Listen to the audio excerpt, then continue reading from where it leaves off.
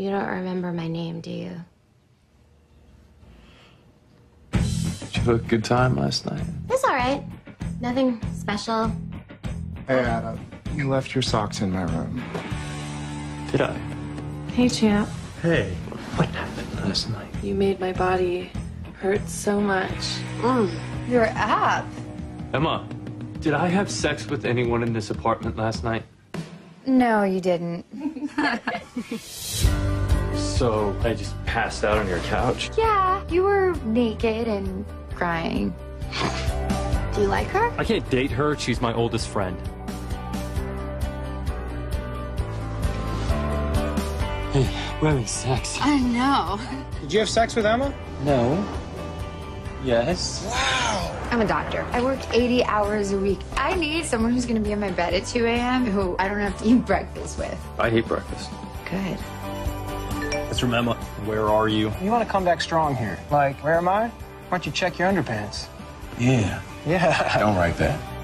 Maybe we should establish ground rules. No lying, no jealousy. Don't list me as your emergency contact. I won't call. Don't ask me what I think about your body. Deal. I can't focus on my porn with all this real sex going on around me. You probably shouldn't snuggle. Yeah. That just felt wrong. I think I'm falling for her. That's a horrible idea. You're living every guy's dream right now. Why would you mess that up? I really like you. You always find these perfect guys, and then you're like, it'll never work. I think monogamy goes against our basic biology. Go hook up with someone else. You're kidding. Okay. I'm gonna call every girl in my phone until someone agrees to have sex with me. Toast to that. That is a terrible self-destructive plan, and we're behind you 100%. You are such an overachiever. Thank you.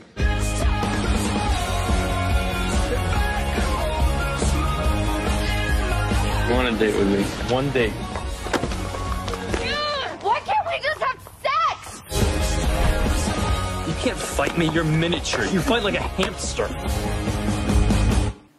That was pretty good. Pretty good movie. I guess. Pretty good movie. Pretty That's good a trailer. It, You know what? It was a good movie. I want to go see it. Yeah, okay, it was a good movie.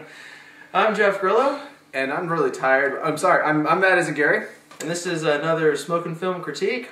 Welcome. Join us. Let's talk about No Strings Attached. No strings attached. Every man's dream. Pretty no much. one's reality. Now, these guys thought they could do it. Now, I liked it. I did. I have my complaints, though. Well, yeah. With all films, true. But I mean, I'm actually really easy to entertain. So I guess you could say I match the average moviegoer as a whole because I'm easy to entertain. Like, So you you like going to chick flicks? Is that it? Is that what you're saying about you're easily entertained? Because that's what this was. Well, okay. Yeah, you know what? I'm just mean films in general can easily entertain me. So if I absolutely hate it, then obviously it just. But I was like right there in the middle. Okay. I just felt that it wasn't like, here we are, we're gonna tell you about them, we're gonna get this going. No, it's just kind of, here they are. It kind of started a little dull. There's like it picked up a little bit though as it carried on. As it conveniently they always ran into each other like so many years down the road. Like, oh hey, what's up? I mean, I know you want to live the whole, it's a small world kind of thing, which is That was people are like, they're "Yeah, like but in a that's big just-" city. It was too planned. I thought it just kind Yeah, of, a little hey, it's you. Okay, though besides the point that the men were acting rather well sappy, but. That's just me. I'm just saying. It was a chick flick. I know. The men okay. have to act that way. All right. I guess I'm being biased, but you are, because you can't have like a Jason Statham running around shooting people and be like, I love you, let's have if sex. that happened in the background, though, it would have sold me for the with film. no strings attached. I personally say, I'll go with a solid 3.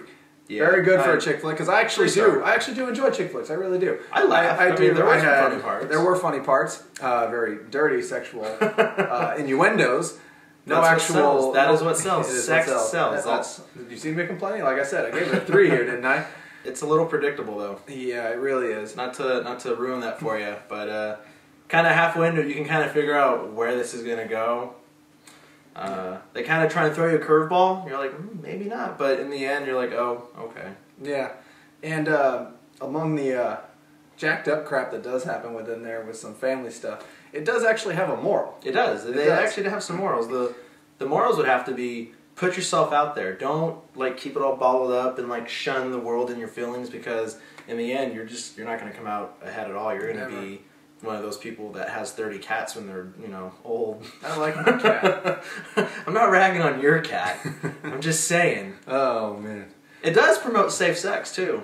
You gotta know give what them it that. does. It does. did. It Okay. promoted Yeah. that, so at least, I mean, they're going a sexual film, but they've got the whole condom thing down pretty pat. Yeah, that's true. Okay, but anyway, as a whole, I actually enjoy watching Ashton Kutcher stuff, not because he's the best actor in the world, but because he's entertaining to watch. Natalie Portman is just, well, plain awesome. Let's just take a moment and just soak it in. Enjoy. Anyway, obviously it's just us guys up here rambling about a chick flick, and we can just go on talking about Natalie Portman and her awesome body forever. But we're not going to do that. We're going to get what? We have a guest star. We do. We're going to get a female opinion. Yes, a on female this. perspective on the movie, which On is this very chick important because I'm pretty sure if any girls watch this, like, wow, men, total pigs. But we have the counterpart to that argument. And so joining us tonight is Katie Bocat. Hi, guys. So, Katie, Yes. what do you think of this movie? In your opinion. In your opinion. Not my opinion, your opinion. It was good. True? No. But it was good. So how do you feel about the chemistry between Ashton Kutcher and Natalie Portman? I thought that Ashton Kutcher and Natalie Portman's chemistry together was really good. I enjoyed how they looked together. I thought that they were a cute couple together. I enjoyed watching it. I believed them. I believed that they were in a good relationship or friends with benefit ship. Really? Yes. Okay, well, how about the whole, just a story as a whole? Did you find it predictable? Did you find it, you're like, wow, I didn't know that was going to happen?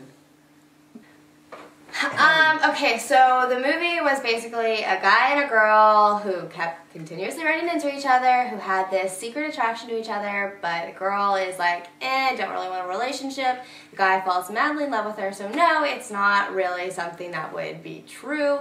In the end, it was a good movie, though, and I did enjoy it. So would you definitely recommend boyfriends take their ladies to go see it? I would take my boyfriend. I took my boyfriend to go and see it. Yeah. What about moms? Would you recommend take your mom to see this? I would not take my mom to go see this. It would be the most awkward 2 hours of your life sitting there watching constant sex with your mom. No, I would never take my mom to go see this movie. Oh, yeah. Alright, so what would your personal rating out of 5 stars, which is our personal scale here, what would you give it? I would rate it 2.5 or a 3.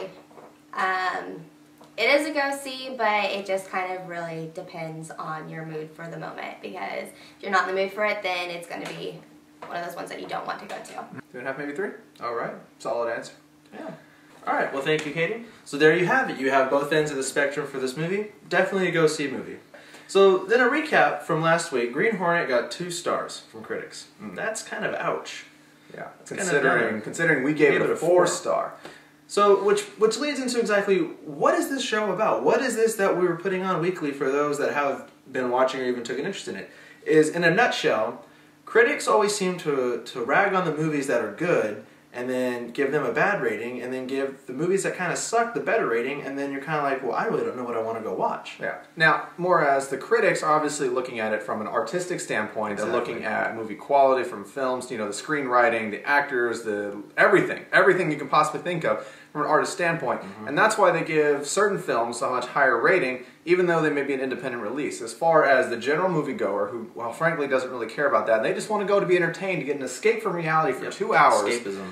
And so we're here not to tell you about what the critics think is a good movie. We're here to tell you what we think you would enjoy just to go and see, to pay your money, whether it be on DVD later, Redbox, whatever, or go to the actual theater to see on the big screen. Example. I have to give this example because it still ticks me off. Best Picture winner of the Academy Awards, The Hurt Locker, right? That was last year. Beat out Avatar last year. Hurt Locker is now the #1 lowest grossing Academy Award winning film of all time. Okay? Highly praised film. Nobody saw it. Avatar. But everybody saw that movie. That is the highest grossing film of all time. Now what does that tell you about entertainment value versus, hi, I sit behind the desk and I say that's a good movie.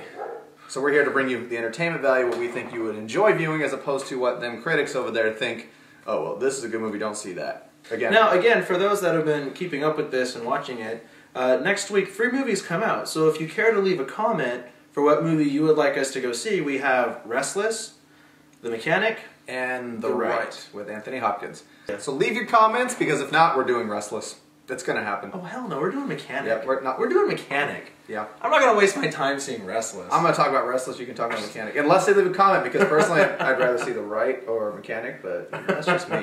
Anyway, that mean bias. I'm just saying. Look at the poster. Look what it's about. Entertainment value. All right. Well, I'm Jeff Grillo, And I'm Ed as Gary. Thanks again for joining us, and this has been another Smoking Films Critique. We'll see you next week.